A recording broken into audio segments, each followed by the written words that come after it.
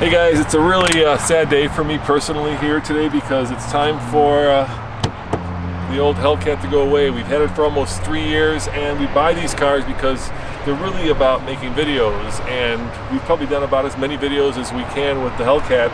So we decided that it was time to trade it in, and we did actually even trade for another vehicle. But before I tell you what the new TFL car vehicle is, let's do a little walk down memory lane and talk about some of the fond memories that we've had with the old Hellcat. I'm gonna miss this one. It really kind of resonated with me. Come on with me. You can join me on this exciting trip as we go look at our new TFL Hellcat. Red line red, TFL colors.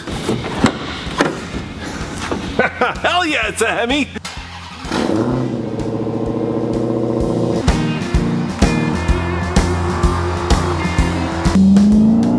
There we go. Come on, come on. Yes! All right. Check it out.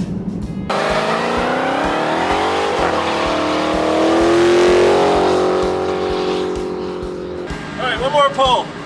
All right, let's see what it does. All right, good. Let's get it done. Come on, baby.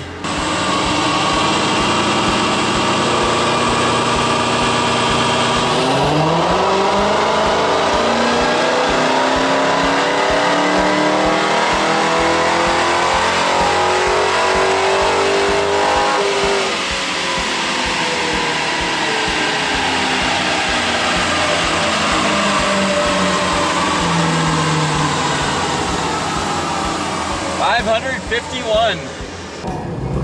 The left foot brake.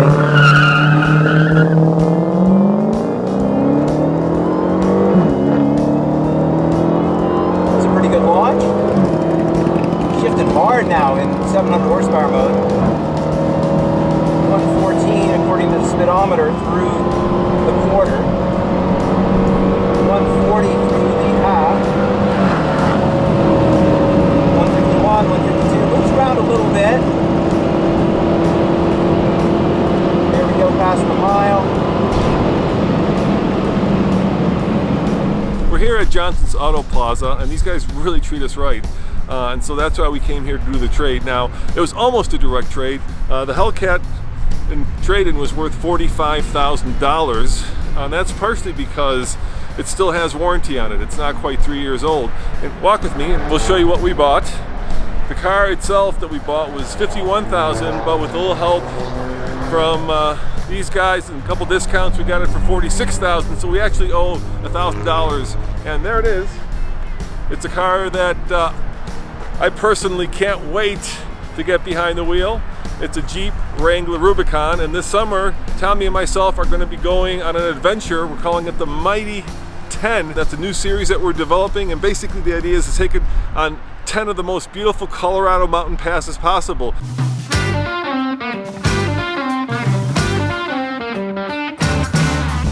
So there you have it, guys, the new TFL test vehicle, the 2019 Jeep Wrangler JL. But I want to pause and talk for a second about the vehicle right behind me, the Toyota 4Runner TRD Pro. See, before we went out and bought the Wrangler, this was the SUV I was pushing for. The 2019 4Runner TRD Pro in Voodoo Blue. And this is a little bit of a behind the scenes video. You can see we went out and took this 4Runner off-roading the other day, that video coming soon. But I absolutely love this 4Runner. I love the color. I love the TRD Pro bits with the Fox shocks and the skid plates and the roof rack up there. I think it's a great vehicle. In fact, in a lot of ways, I actually think it's a better vehicle than the Wrangler we ended up buying. I mean, yes, it's ancient. It still has that old 4-liter V6 that Toyota has been using forever. It's got a 5-speed automatic transmission. It doesn't have a front locker like the Wrangler. It doesn't have tires that are nearly as good as the Wrangler, but it's an honest, hard-working, good old-fashioned SUV. And for that reason, I love it. Of course, you do pay a little bit for old-fashioned goodness on the interior. You've got this tiny, and I mean tiny, infotainment screen. You don't have automatic climate control. You still have manual old school knobs. The transmission is, well, maybe underwhelming is the right word, just 5 speeds. The gauge cluster is pretty ancient.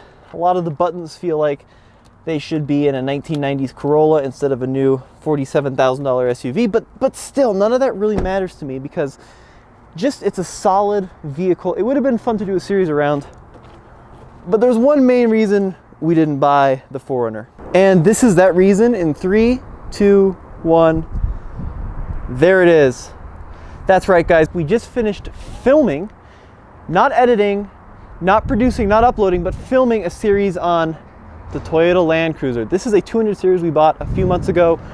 I'm not going to tell you what we did with it, but you know, behind the scenes sneak peek, we did a lot with it. And we've got a whole bunch of exciting off-roading videos and really cool shoots with this Land Cruiser. So, you know, we just did a Toyota, so we went ahead and got the Jeep. And yes, I am very well aware that we've done a lot of Jeep stuff, but it's content that you guys out there seem to really enjoy, and it's content that we like to produce, and it's something we're going to keep going along with because it's just an interesting vehicle. And the new JL, we're going to put it through its paces, not just off-road, but long-term, because there's something really special about that one. Here's the reason we bought the JL. It's right under here. It is that engine. This is the new 2-liter turbo that has finally made its way into a Jeep product. It's a very similar engine to what you'd find in an Alfa Romeo Giulia. 270 horsepower, 295 pound-feet of torque. And in the Jeep world, this is a largely untested, largely unknown power plant. And we want to do some long-term reliability testing to see how this engine will perform in the real world, what kind of MPG numbers we'll get out of it, how it will do off-road. So that was the main attraction of the JL.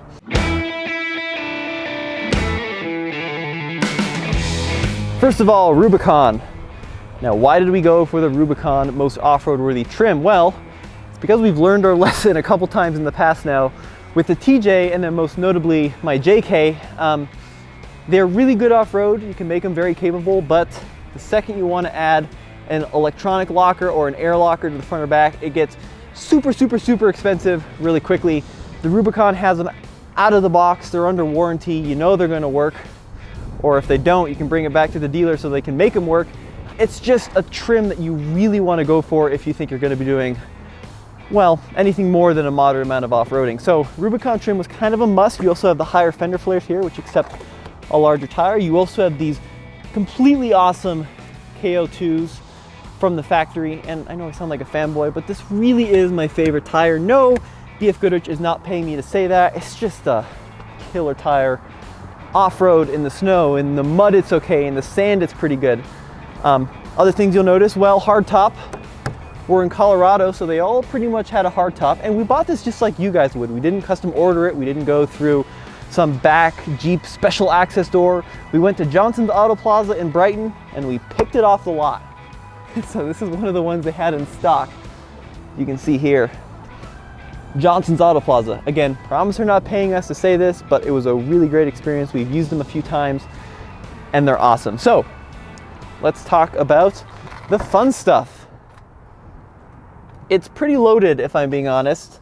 A lot of the Rubicons you'll see out there are pretty loaded. This one, the total MSRP is, got the sticker here, $51,800, which is a big oof, but we did get a slight discount.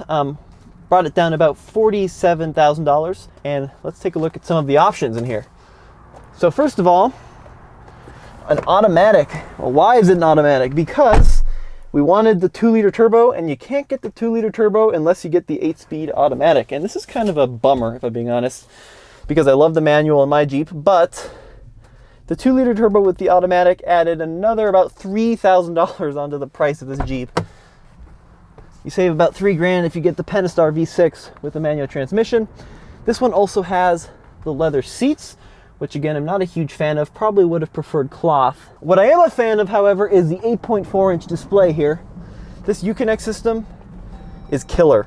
I really, really like the Uconnect system. Other options, well, we have automatic climate in this Jeep, which is a super nice thing to have. We have remote proximity keyless entry, which is also a really nice feature. The Freedom Top was $1,100, the hard top, if you will. So those were pretty expensive, but in Colorado, you kind of need them, especially for resale. It really helps, as I found. The Uconnect system, 8.4 inches, was $1,600. And I think that's it. So total MSRP, oh, leather trim seats were $1,500. So total MSRP under 52 starts at, come on, focus, 41. Oh yeah, and a couple of other things we need to talk about related to this Jeep. First of all, a lot of you guys are probably wondering, why didn't you get a Gladiator? Well, that's a good question. Well, to answer that question, I have to say, first of all, that this is not my Jeep. It's not my personal Jeep, it's the company Jeep, so you'll see a lot of different people in it and driving it and testing it.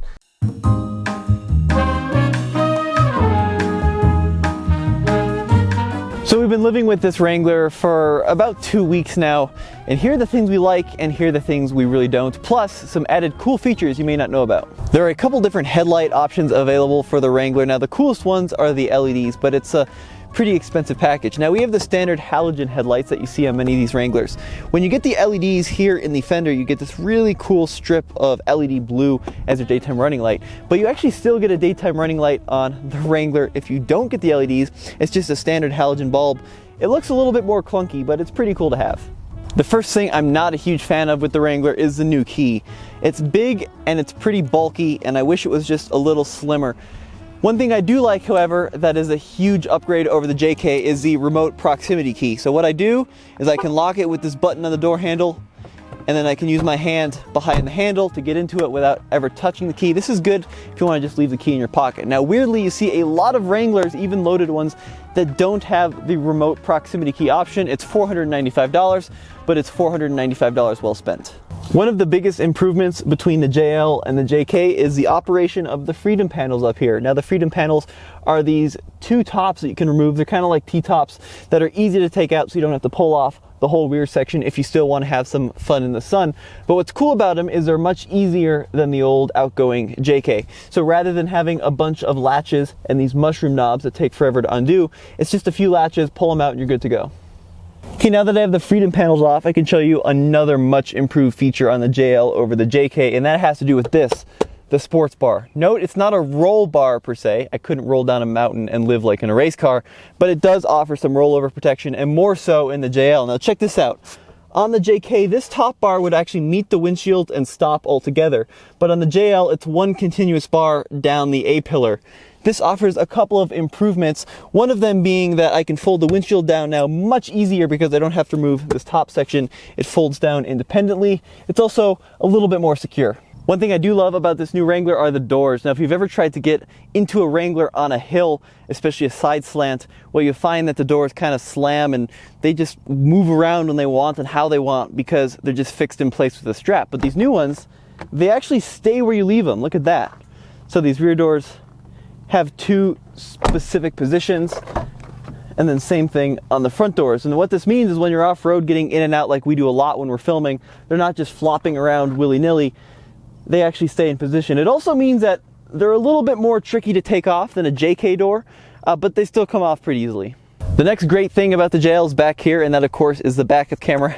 And I know they're mandated now, so it's probably not that exciting, but it is really, really nice to have this camera when you're backing up, especially on the big 8.4-inch Uconnect screen. Now it's mounted in the middle of the tire, which means you can't be running a tire cover like you do on some of the older Jeeps, at least without obscuring the camera. Now there are some companies out there that are looking at building holes in the middle, but that's another story. Other things that are great back here is the rear windshield wiper. Now on the previous model, it hinged from the top and you got this weird half clean, half dirty look, but the new one is from the bottom and you get the full semicircle view. Plus, check this out, your third brake light is now adjustable, which means that you can raise it up and down if you put a bigger tire on the tailgate. And the biggest and best change of all has got to be the interior. And we could do a whole separate video on the interior, and maybe we will. This is just a first look at some of the big changes I've noticed initially. But it's just a much better place to spend time. Everything is much softer, it's much nicer to look at, and the Uconnect system is truly probably the best in the business. It's fast, it's immediate, Apple CarPlay works, navigation's great. So there you have it, a first look at the new TFL Jeep Wrangler.